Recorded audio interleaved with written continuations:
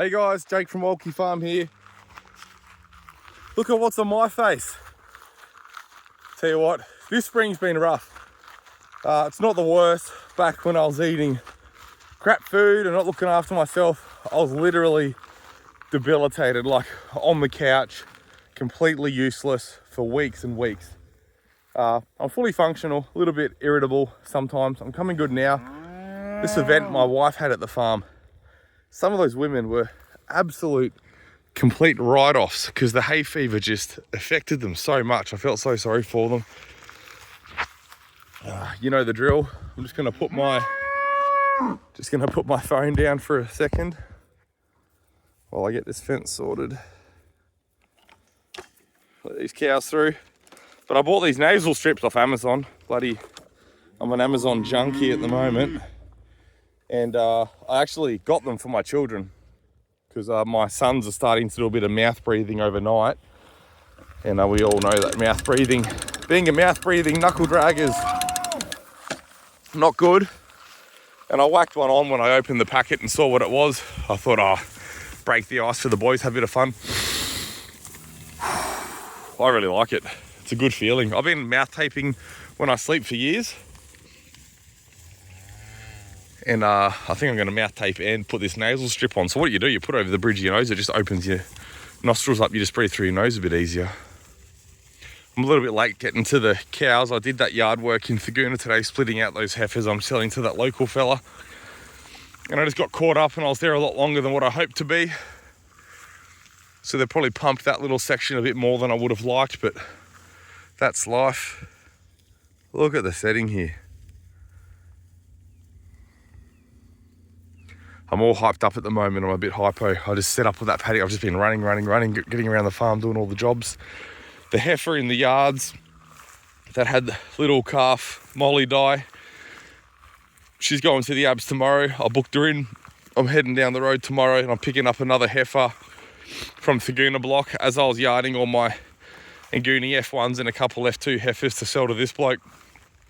One heifer, interestingly, the only horned one, I don't think this is correlated. Look how full she is. In Combi, you're beautiful. The only horned one jumped the gate and I ended up getting her into the yards. Took forever, absolute faff around. And I told old mate, I'm not going to sell you that one. A guy who doesn't have cattle experience, doesn't need his first time animal to be a known, proven fence jumper. It's no good. So I'm going to pick up my heifer. My yards are over this way. Pick her up. On the way to the abs, I go past that other lease block. It's literally 5 minutes off the highway. She's in the yards ready for me. She's got feed and water overnight. I'll pick her off and I'll head down the highway. Today's Monday. Drop them off tomorrow for a Wednesday kill. They'll be in the butchery Friday. They'll be being shipped out to customers for beef in 2 to 3 weeks. Bit of Nguni beef. They're hungry. Look at them go.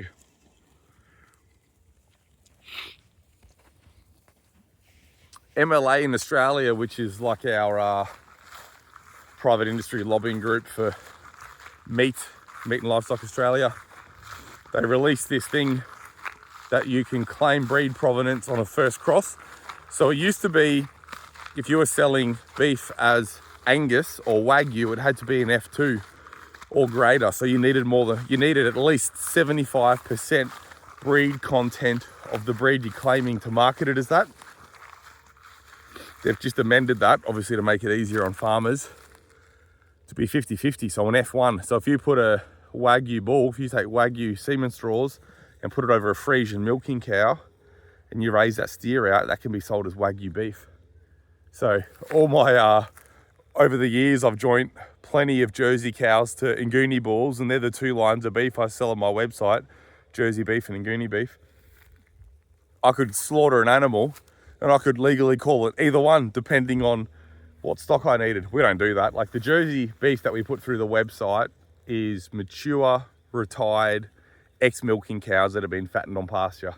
We're not interested in faffing around with any of that stuff, but I thought that was interesting what they've done there. This summer grass that's coming up has really bolted in sort of the last 2 days. It's grown about 1 inch. And they are grazing it. You know, you can see it here. they are finding it and chewing it right down to the ground. But we do have a bit of moisture. If we get down about 20 mil, oh, this is making a liar out of me. What about in the furrow? Oh, she's dried out a lot today. Far out. Well, let's hope the roots can reach. There's a bit of rain forecast tomorrow, only 3 mil. And the guys who measured the stars and the moon, the astronomy weather predictors are all saying the end of November is going to be wet. So let's see how they do. Thanks for watching. Look forward to your comments.